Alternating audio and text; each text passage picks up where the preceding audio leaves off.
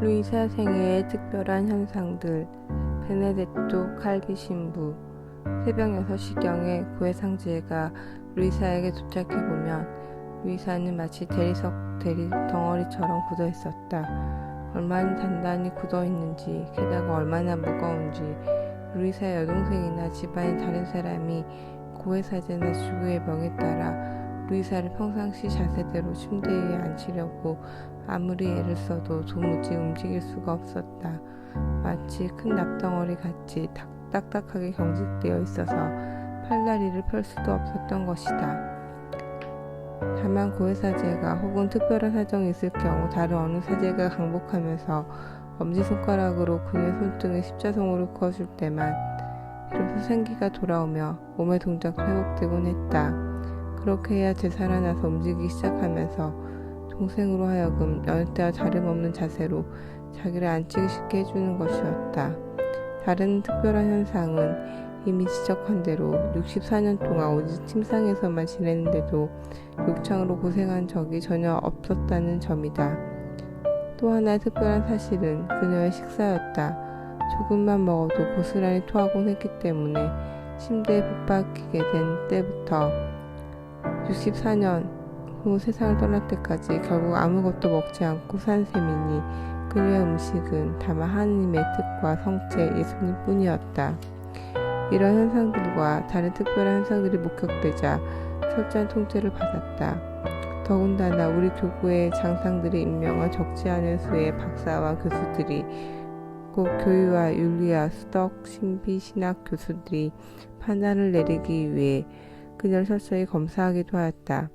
그들 중 두 사람만 지적해보면 한 사람은 로마 성 안토니오 국제대학교의 생리학 및 의학 교수인 도메니코 프란체 박사였으며 또 하나는 같은 대학교의 윤리와 수덕 신비 신학의 교수인 콘살로 발스 박사였다.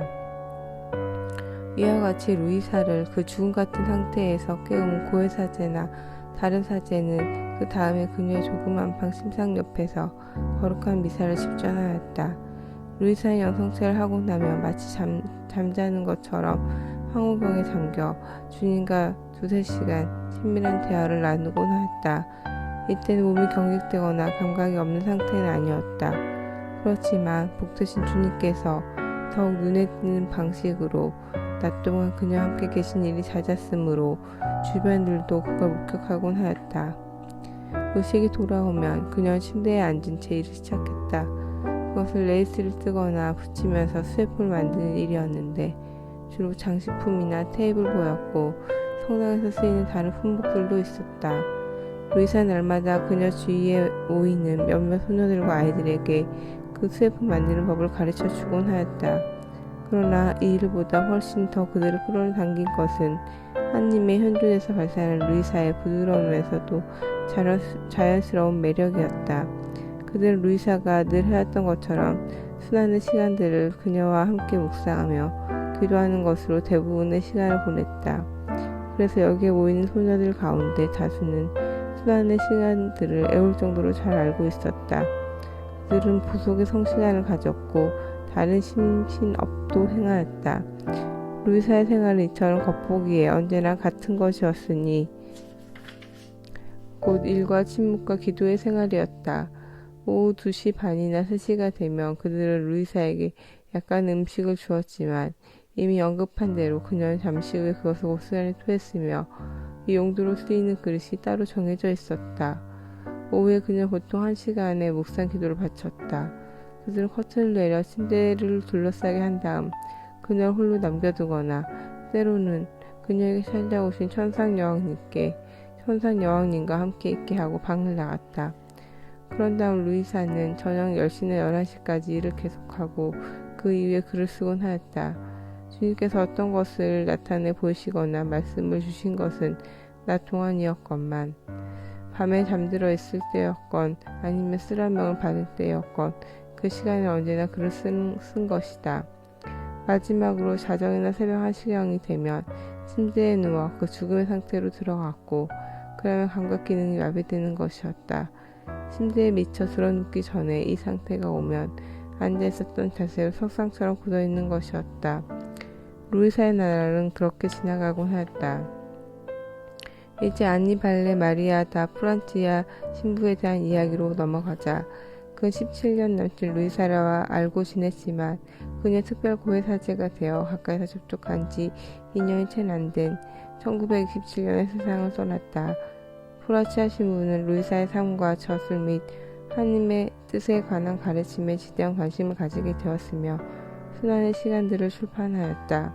그가 코라토에 온 것은 1910년이었고 이때부터 루이사를 방문하기 시작하면서 특별한 영적 관계를 맺게 되었다. 루이사의 만남이 그의 삶에 헤아릴 수 없는 변화를 일으켰으며 하나님의 뜻에 관한 지식이 그의 영성의 근본적인 바탕을 이루게 되었다. 트리니 교구 대주교는 루이사의 저서들과 관련된 출판을 지도하도록 프란치아 신부를 교구의 교회서적 법률관으로 임명하였다. 그는 순환의 시간들을 출판하기 위하여 모든 힘을 쏟았고 그 책에 긴 해설문을 직접 붙이기도 했으며 내체판까지 모두 교회 인가와 오류 없음을 확인을 얻었다. 교구 검명관이 그는 또 루이사가 쓴 전반 19권의 책들에 대해서도 교회 인가를 얻어내었다. 뒤에 프란치아 신부가 루이사에 대하여 남긴 다음의 증언을 주목해보자. 루이사는 홀로 숨어 지내며 세상에 알려지지 않고 살기를 원합니다. 그러므로 주님께서 친히 의무를 지우지 않으셨다면 어린 시절부터 지금까지 또 앞으로 언제까지 계속될지 모르지만 흠승하올 예수님과 사적으로 지속된 장시간의 통교 내용은 결코 글로 옮기지 않았을 것입니다. 이 의무는 어떤 때는 주님께로부터 직접 부과된 것이었고 또 다른 때는 루이사의 영적 지도자들로부터 거룩한 순명의 이름으로 오는 것이었습니다. 루이사는 이 순명이 엄청난 고통을 불러일으킬 때에도 굳건하고 아낌없는 마음으로 복종해 왔습니다. 그녀의 숙명은 절대적인 것이어서 만일 그렇게 하라는 명령만 있다면 천국마저 거절할 정도입니다. 이것은 고결하고 참되고 검증된 영의 가장 중요한 특징 중의 하나입니다. 그녀는 지금까지 40년 동안 내적으로 투쟁하면서 그 기분의 순명의 지배를 받아온 것입니다. 이 고독한 영혼은 온전히 하나님께만 속한 극히 순결한 동정녀로서 우리의 거룩한 구원자 예수님의 특별한 총애를 받고 있습니다. 오랜 세월에 걸쳐 당시 사랑의 기적을 증가시켜 오신 주님께서 이 동정녀를 도구로 쓰시고자 하신 것 같습니다. 세상에서 가장 보잘것없고 가장 배운 것 없는 루이사를 부르셨으니 말입니다.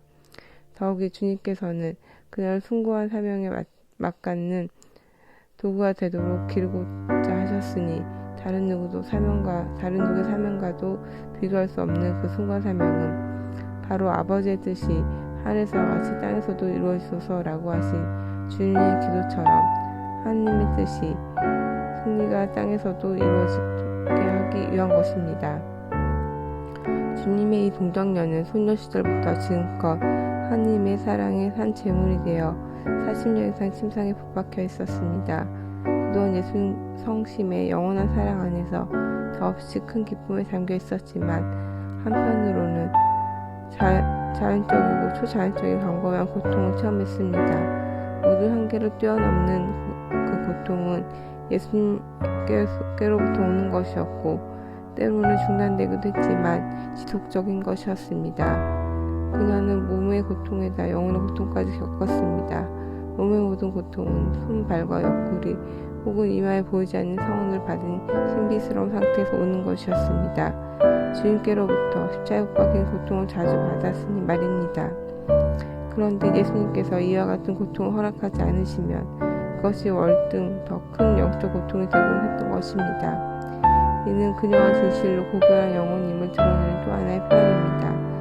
이처럼 장기간에 걸쳐 침상에서만 계속 생활하는 산 제물의 상태로 영적이고 육체적인 수많은 고통에 참여해온 루이사에 대해서 상세히 언급하면 이 이름 없는 동정녀를 보는 것이 괴롭고 혼란스러울지도 모릅니다. 고통스러운 병증 때문에 침대에 누워있기만 하는 사람을 보는 것 같을 테니 말입니다. 그렇지만 루이사의 경우 또 다른 특징이 있습니다. 십자가에 못 박힌 예수님의 이 정배가 낮 동안 침상에 앉아서 슬픔을 만들고 있는 것을 보면 우리가 상상할 수 있는 극단적인 고통을 겪으면서 밤을 지는 사람이라는 것을 내비치는 단서가 조금도 없는 것입니다. 뿐만 아니라 특별하거나 초자연적 어떤 표시도 도무지 없습니다. 오히려 건강하고 기쁘고 행복한 사람의 모습입니다. 이런 모습으로 자기가 맞아들인 몇 사람의 것들과 이야기를 하거나 생각에 잠기거나 때론 웃기도 하는 것입니다. 끝으로 한 가지만 더 지적해보면 예수님의 이 정배는 현세적이라기보다는 천상의 삶을 살고 있다는 것입니다. 그녀의 소망은 알려지지 않은 무지한 사람으로서 예수님과 그분의 복되신 어머니, 그녀를 특별히 구해오신 어머니 외에는 아무도 찾지 않으며 이 세상을 통과하는 것이니 말입니다. 필자는 이것이 근거가 확실한 증언이라고 생각한다. 왜냐하면 루이사를 매우 잘 알고 있었고 큰 열성으로 신화의 시간들을 거둬 출발했던 디프란치아 신부는 1990년 10월 7일 교황 요한 바로 2세에 의하여 시국되기도 했기 때문이다. 여기서 프란치아 신부는 우리 시대의 사제들을 위한 모범으로 공표되고 칭송되었다.